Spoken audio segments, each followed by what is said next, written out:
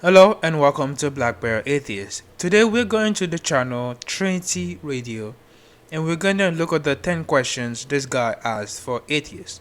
The title of the video obviously being 10 questions for atheists. Let's check it out and see if I can answer any of them. I hope I can at least answer one.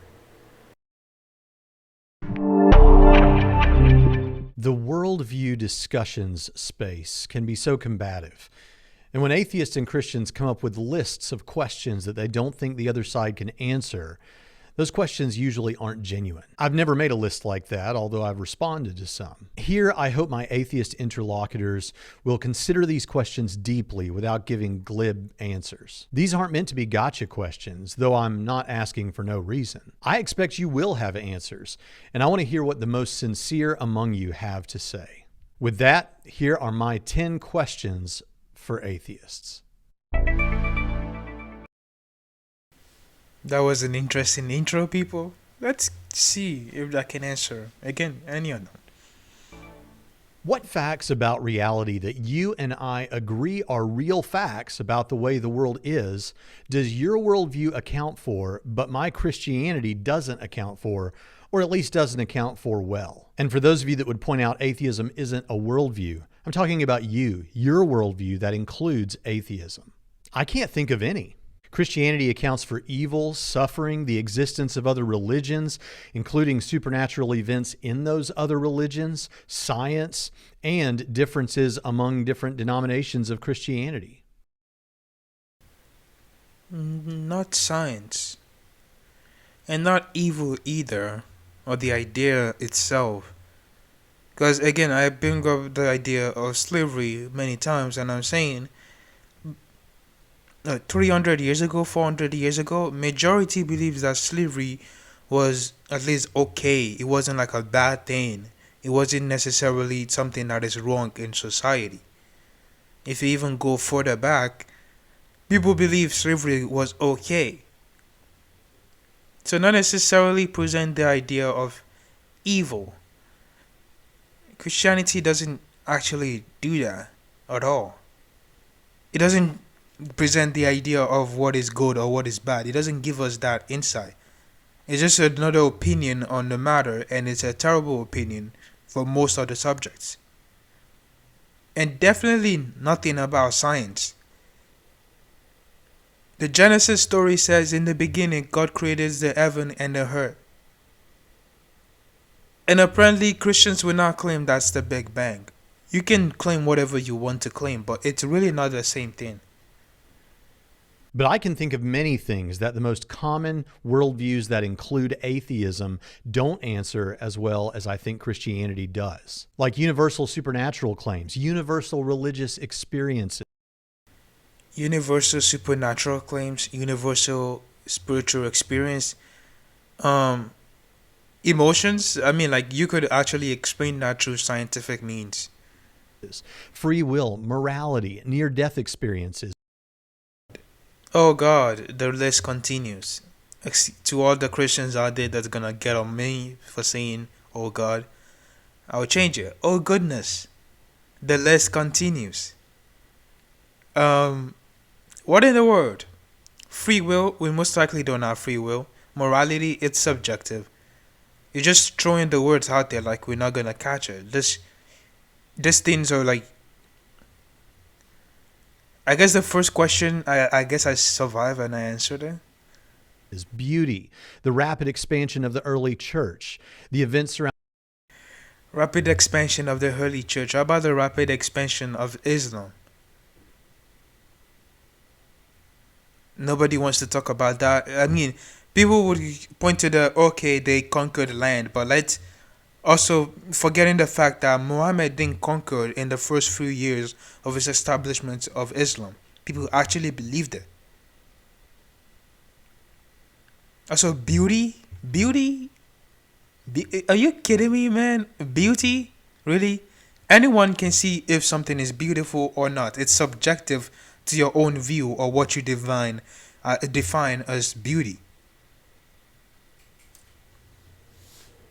the life and death of Jesus of Nazareth and our shared longing for purpose and meaning.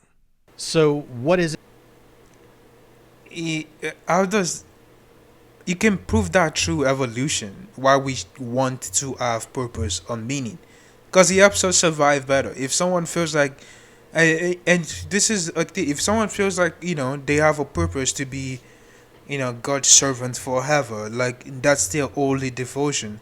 So they'll keep themselves alive for that. I guess that, in the sense, that's how I'm seeing it. I'm not sure if I'm making any sense or if I'm right. So any biologists out there, if you find this video, please, or evolution, someone that studies the evolution, please put your insight on this. I think that could cause us to be looking for purpose, because that will also mean that it's keeping us more alive, in a sense. Anyways, that's just my view. it that Christianity doesn't answer as well as your worldview? If your definition of atheism is merely that it's a lack of belief in God and you're just waiting to be convinced, but then you speak of him as though he's in some way synonymous with Santa Claus, the Easter Bunny, or fairies, doesn't that at least send the message to your listeners that you actually believe that there is no God? After all, these are entities and beings that you like. Yeah, I believe there is no God. It's a belief. It's not just a lack of belief, it's a belief that there is no God. It's technically the same thing. I don't know whether there is a God, but I don't believe there is a God. So lack of belief or do not believe, it's basically the same thing. And yes, definitely the Christian God is similar to Santa Claus. And the fact that the only thing we have about them is like books written about them and people just believing they exist. Or children believing they exist. These are just fairy tale stories that people believe firmly, and when you try to talk about it, people take it as disrespect, or you're talking about their religion badly, or some stupidity like that. Likely believe do not exist. And if your response is that you merely lack a belief in Santa Claus and don't actively believe that he does not exist, doesn't that sound a little disingenuous, honestly? I don't believe Santa Claus exists, neither do I believe God exists. It's a belief. I don't know whether God exists, but I don't believe he exists. Based on the fact that there is no evidence to even show that God exists to begin with. So you're making a claim that God exists, and I'm saying I don't believe that claim. So you could say it's a lack of belief, or you could say you don't believe. It's basically saying the same thing. If my friend comes to me and say, "Oh well, I drove a car yesterday," I'm like, "Okay, you're over 18. That's possible. I guess I could believe that. I don't care." If he said, "Oh yeah, I flew to get McDonald's," or something along those crazy supernatural line, I would not believe what he's claiming. I guess you could say I lack a belief in his claim. I don't know whether he did fly or not, but I don't believe he did. Because I'll be defining every law of nature that we know of.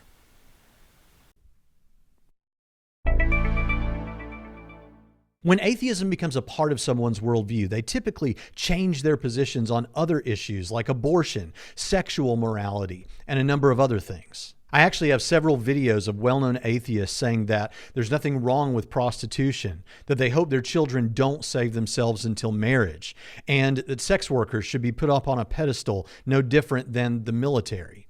I didn't use the Okay. Is that addressing all atheists? That's just that person's view on the matter. I mean, my views still stay conservative for like the first 6 months of me being an atheist, and then I start trying to actually reason with all my dumb views, and then it stopped all making sense. There was no reason to hold on to like, oh yeah, the LGBTQ community is somehow evil or something. There was no, there was nothing to say that they were like bad. That was all in my belief, in the Bible saying so.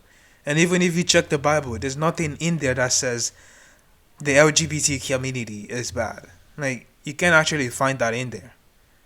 Because the Bible doesn't address trans people. It doesn't even say something about them. Anyways, moving on. those here because I didn't want to seem combative to individuals, specifically the individuals who made those statements. But even if you didn't become an atheist just so you could sin, and I believe you, do you at least understand why those moves could send that message to people who might say that to you? And my message to those people is I don't give a fuck about your opinion. I didn't turn to atheist because to sin. I was already sinning as a Christian. I mean, I mean, this is why this doesn't make any sense. They accuse of atheists of turning to atheists just for the freedom to sin, but Christians also sin. It's just when I was a Christian, I believe I could just ask God for forgiveness instead of asking the people I heard or say something to. I could ask God for forgiveness, and that apparently would just solve everything. So I didn't turn to an atheist for sin. That's just dumb. If it's a lack of belief sort of atheism, what is it? Is it 50-50, 60-40, 75-25? And at what point do you feel disingenuous saying that you merely lack a belief as opposed to leaning towards, I believe that God does not exist? I already talked on this. This is I believe God doesn't exist. It's a belief system. Just like you believe God exists with no evidence, well, I could also dismiss it with no evidence of whether he exists or not. Just like you don't have any evidence. I could just say, I believe God doesn't exist because no evidence is pointing to a God. I don't know whether he exists. I'm an agnostic atheist. But I believe he doesn't. Now, I know we've all got our talking points, but I want you to struggle to be as sincere with yourself as you can right now. Doesn't it bother you a little bit that when we come to talk about the origins of the universe, and if there's a multiverse, the origin of that too, that the only real options you've got besides God is a past infinite universe, which is impossible, or the universe coming to exist uncaused out of nothing, or something far less clear than even those? It seems that for any worldview that includes atheism, there's a massive blind spot when it comes to the origin of the universe. And all the attempts to try and circumvent that problem seem desperate and at least far less likely than theism. My question isn't just what do you typically say about this? So this bozo at the beginning of the show, his question line says, well, atheism is not necessarily a worldview, but I'm talking about your worldview. And now he's claiming atheism is a worldview, and through atheist worldview, the explanation for life is infinite regress and all that stupidity. Anyways, just because you're atheist doesn't mean you need to know the answer to any of this. It doesn't. It's just an answer to one question. Do you believe God exists? And you say, no, I do not believe God exists. Or I lack a belief in the existence of a God. It's just, that's just as simple as it is. How the universe got here has nothing to do with whether you're an atheist or a Christian. It's how Christians would talk about the evolution and say it as a talking point, like, oh, atheists believe in evolution. Whether you're a Christian or not, you should look at the evidence for evolution and understand that the evolutionary theory has a bunch of evidence supporting its claims. And the Bible has none. Saying God created the universe is not an option because there's no evidence of anything along those lines. There's no end of God creating anything. We don't see it. So you're just claiming things with no evidence. Because I'm well aware of the responses. My question is simply this. When you step away from the debate mode that it's so easy for us all to get into online, doesn't this issue destabilize you a little bit? It seems to fit really poorly with any worldview that includes atheism. Well, I guess this bozo can read my mind. When I destabilize from the debate mode. I don't go into debate mode when I'm doing a video. And a video reaction on people. There's no debate mode. I'm not debating with you. Moving on. Of the arguments for God's existence, is there one that to you seems more interesting than the rest? Is there one that for you actually does weigh in favor of theism? Which one?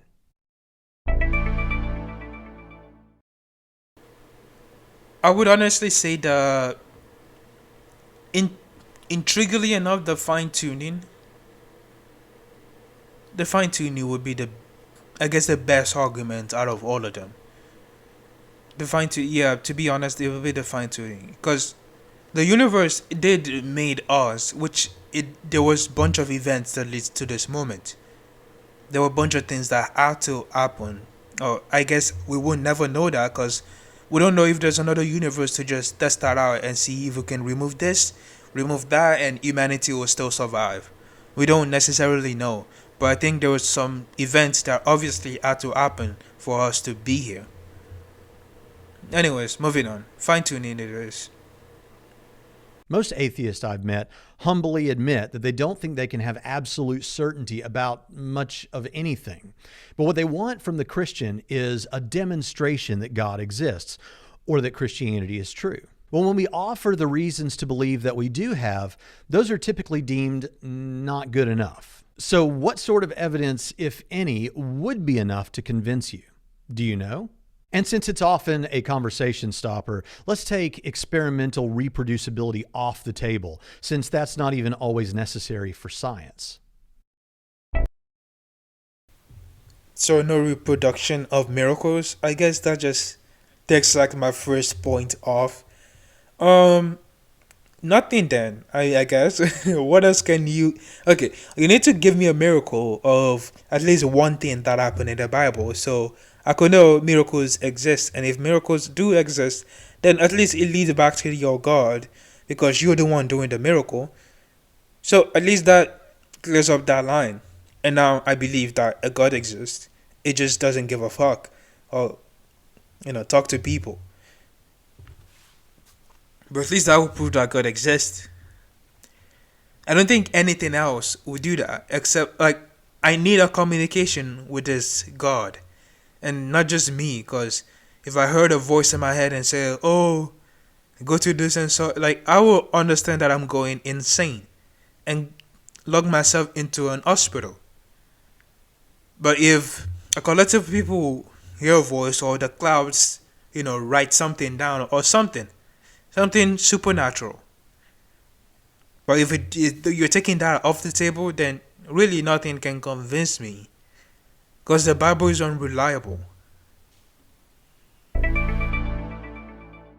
To what extent did social and moral issues start you down the path toward your atheism? That is to say, the typical Christian or religious views on sexuality, gender, rights, and acts and commands of God in the Old Testament. It seems that many deconversion stories online begin with, or at least include, LGBT issues, purity culture, or hell as instrumental in the deconversion process. None of those that you just mentioned. Again, I was a little conservative after even I become an atheist. I think it would be the question. It would be that the Bible doesn't make sense. It would just be the Bible doesn't make sense. It was later on that I found that the God is referred to as E and gender is a social construct, but that was later on after I already started constructing.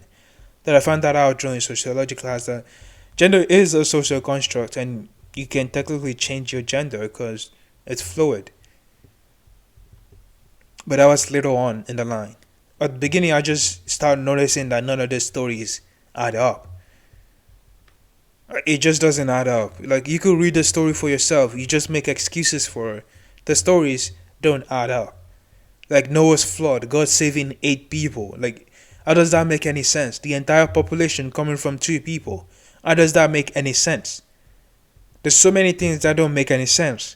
Adam and Eve all of a sudden supposed to know about a sin that God never told them about, or how dangerous it is. How does that make any sense? The 10 Commandments all of a sudden comes from the Exodus story that there's no evidence for. How does that make any sense? God hardens Pharaoh's heart. God hardens Pharaoh's heart and then killed him. How does that make any damn sense? I guess I start realizing that none of these stories make sense. and I stopped making excuses for them. And that's how I got here. It strikes me that what should matter most is the truth and not what we might prefer that the truth were. I honestly wonder how much. I honestly wonder if you take your own advice. You want Christianity to be true. This is what I point out with the objective versus subjective morality video that I just did. People wish that objective morality exists, but the reality is that there's no evidence for such. We have a subjective morality. People want to know that, oh, slavery is wrong, and it's not just society decides it, but society does decide it. I mean, we could use empathy and reason to come to that conclusion, but society ultimately decides what our morals are. Again, crazy reality, but it is what it is. It's what we have. And if you're going to say otherwise, well, prove it. Those issues and ones like them motivate the deconversion rather than all this talk about evidence. Can you name the last? Well, I was going to let that go, but heck no. All this talk about evidence, well, is there any evidence? No, there's not. So it really doesn't matter what prompts you to find a path or, try to search for the Bible and see if there's any truth in it. It doesn't matter what prompts you to do it. It's just a matter of that when you actually did search the Bible, there's no evidence for its claims. It's just claims upon claims. Last 3 academic books you read by theists on the subject? How long ago did you read them? Or is most of your understanding of apologetics and atheism from non-scholarly internet sources, pop-level books, and, let's face it, YouTube videos? And be honest. Bro, I'm gonna be honest with you. Well, I read the Bible.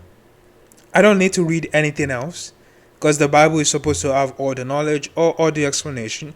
And when I don't know a word or someone corrects me on something which someone had done recently, I search it up, look at the reference, and see if any of it makes sense, and apologize for making a mistake. All the truth that you need shouldn't come from apologetics or any other Christian talking about it. It should come directly from the Bible. I believe all Christians should agree on this. So I don't need to read any apologetics book. Just one book. The Bible. And no, I don't really read, and I don't mind just watching the YouTube videos of them explaining their book or what they talk in their book or their views in general. I don't need to read your book when I've watched 30 videos of you talking about what you said in your book. And that's what I did on Frank Turek. I think I'm doing some on Axcliffe. I'm doing this on Most Apologetic. I gain most of my information from watching and interacting by hearing it and not reading it. We all learn in different ways, bro. Honest with yourself about this. Anyone can Google up a list of books and paste them in the comments section. But I want to know, are you getting the best from the other side? Let's finish with a pretty common one. I don't think there's any best from the other side. You all are just weird. Apologetics from all theists are weird. You're trying to defend a book that says morality is objective, but the book supports things that were supported 2,000 years ago or in ancient times, which for our moral standard is below our moral standards. Let's be honest with ourselves. And that's what you're trying to do. It's a dumb thing to try to do. Anyways. If you found out today to your satisfaction that Christianity were true, would you accept God's authority, repent of your sins, and trust Jesus as your King? Oh no, I will not do any of that. Just because the Bible is true. Okay. If I find any evidence or things to convince me that Christianity is true, I will still not become a Christian. I just give you a story of God wiping out everybody except for 8 people. That's a story that many Christians believe in, and they're forced to believe in because obviously the story is necessary for the idea of sin. That is not okay for a God to do that. And as I mentioned, this God already knew that was going to happen and he's going to have to wipe those people out. So what's the point of making them? I will not become a Christian, people. I will be forced to, if I'm being honest with myself, which I will be, just admit that God exists and Christianity is true, but I will not become a Christian. This question is just like the gotcha question. Oh, you just want to be an atheist because you want to sin. No, I was already doing that as a Christian. Way more than I'm doing now, even.